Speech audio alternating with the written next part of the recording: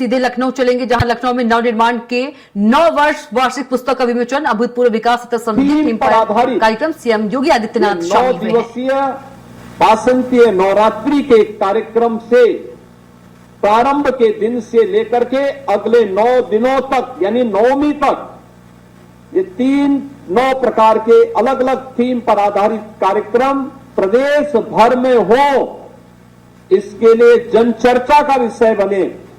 चर्चा परिचर्चा के माध्यम से हम एक दूसरे के सामने अपनी बातों को रखें और अब तक की 9 वर्षों की इस यात्रा के बाद आगे के लिए हमारा विजन क्या होना है। और ये संजोग है, यहां पे हमारे प्रदेश अध्यक्ष जी बोल रहे थे ना कि 9 एक शुभ अंक है, ये पूर्णता का प्रतीक होता है।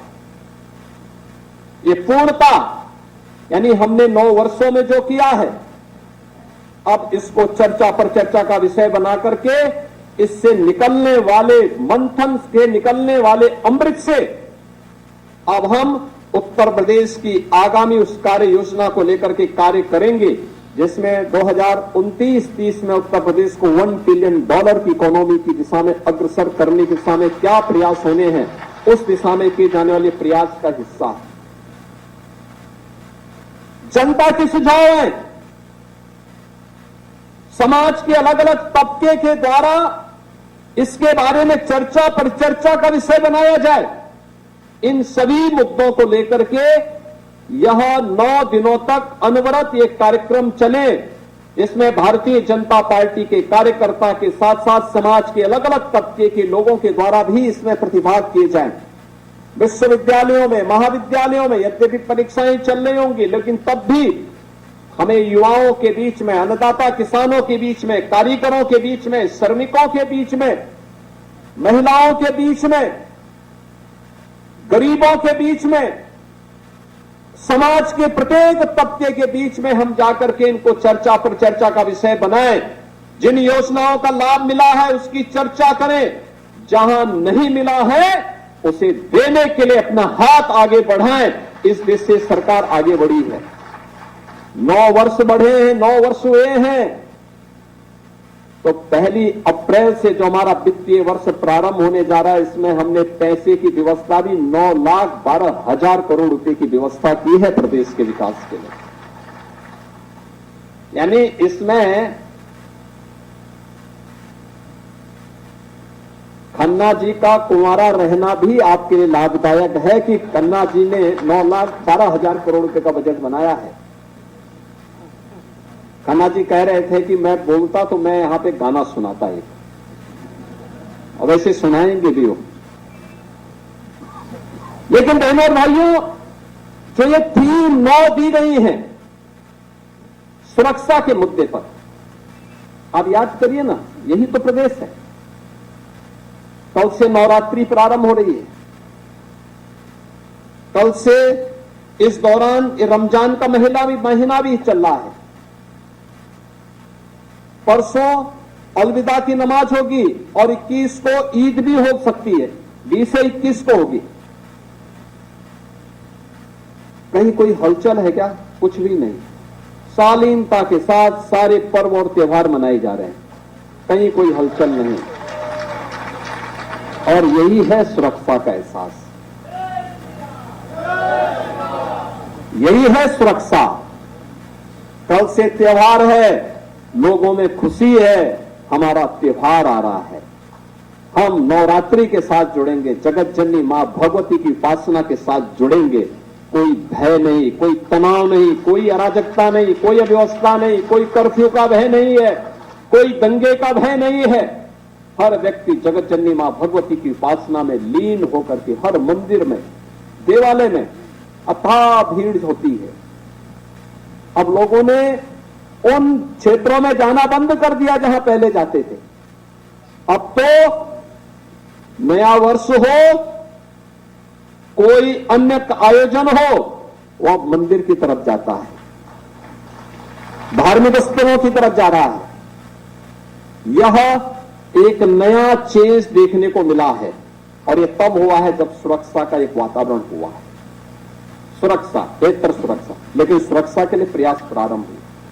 आप सोचो ना, उत्तर प्रदेश में 17 के पहले भर्ती नहीं होती थी, क्योंकि भर्ती होने के लिए सरकार की नीयत साफ नहीं थी।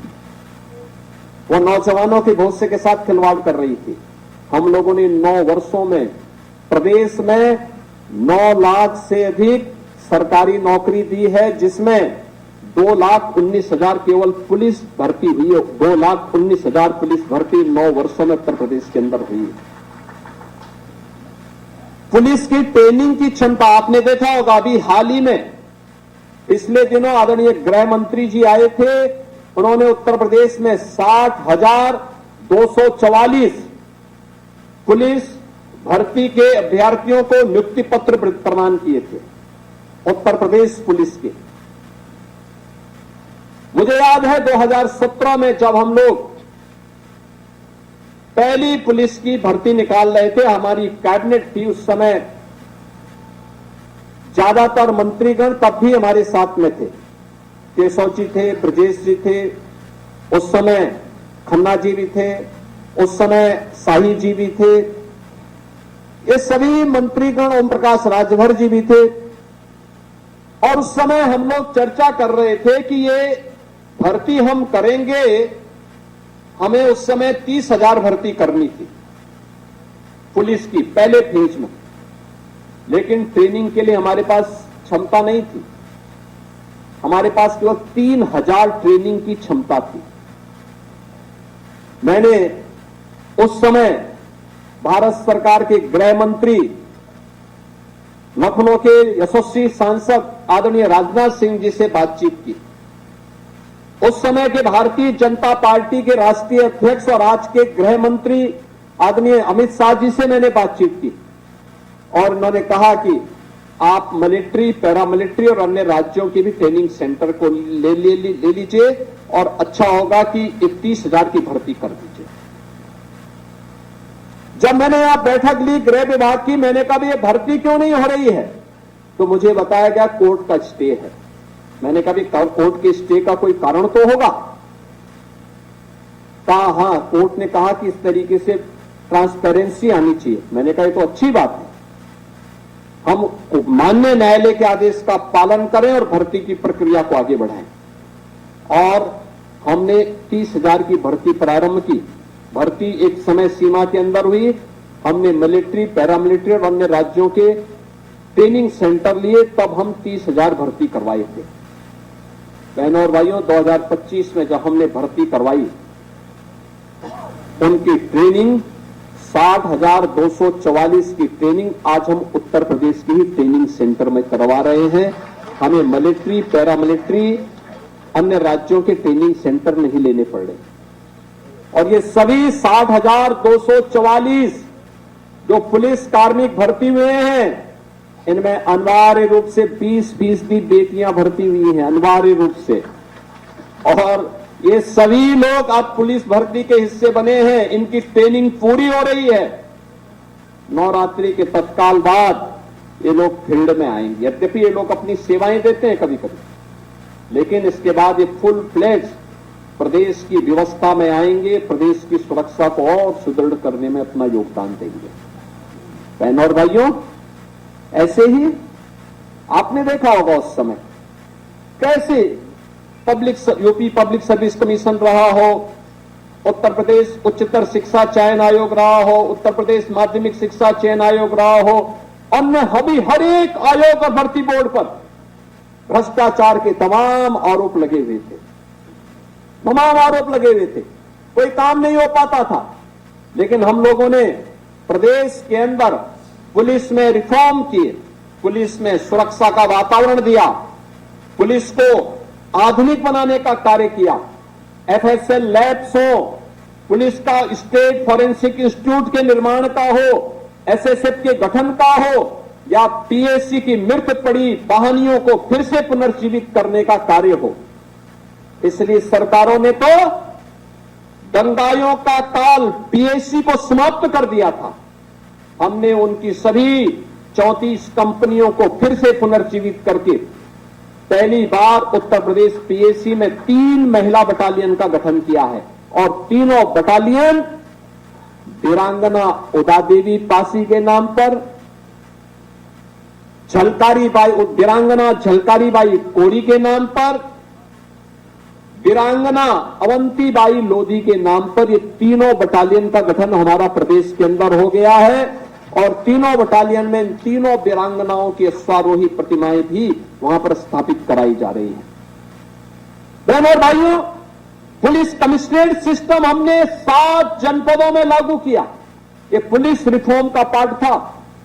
आज हमारे पास फॉरेंसिक लैब्स हैं, आज हमारे पास फॉरेंसिक इंस्टीट्यूट है, आज हमारे पास स्पेशल प्रदेश के अंदर आज स्पेशल सिक्योरिटी फोर्स है, एसडीआरएफ है, और आज उत्तर प्रदेश के पास हर जिले में एक साइबर थाना भी है और हर थाने में एक साइबर हेल्प डेस्क भी आज हम लोगों ने वर्तमान की चुनौतियों को ध्यान में रख करके प्रस्तुत किया है।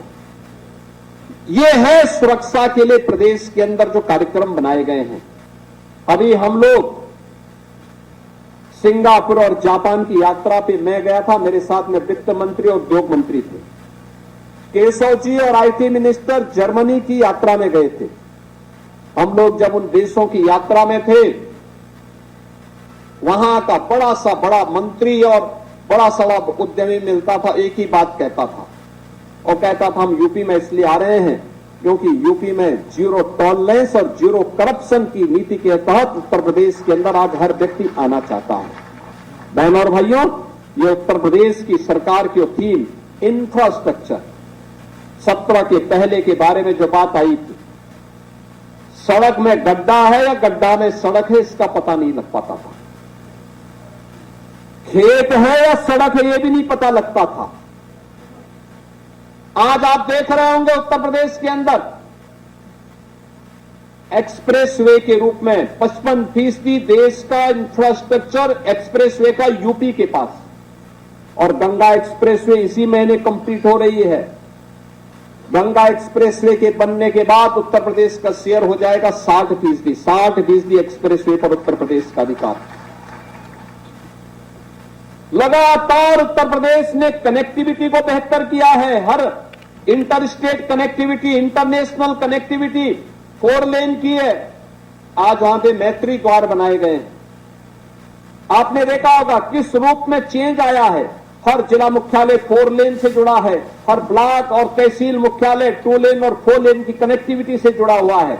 हर जगह व्यवस्थित रूप से इस कार्यक्रम को आगे बढ़ाने का कार्यक्रम आज प्रदेश के अंदर हुआ है।